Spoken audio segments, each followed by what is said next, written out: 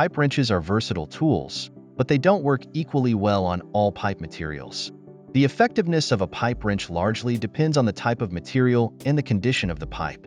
For metals like steel and iron, pipe wrenches perform excellently, offering a strong grip and leverage. Steel, in particular, benefits from the serrated teeth of the wrench, which grip the material tightly.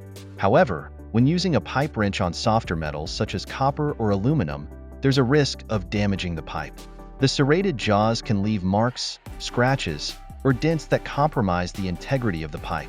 For plastic pipes, such as PVC or PEX, a pipe wrench is generally not recommended. The intense gripping force can deform or crack these pipes.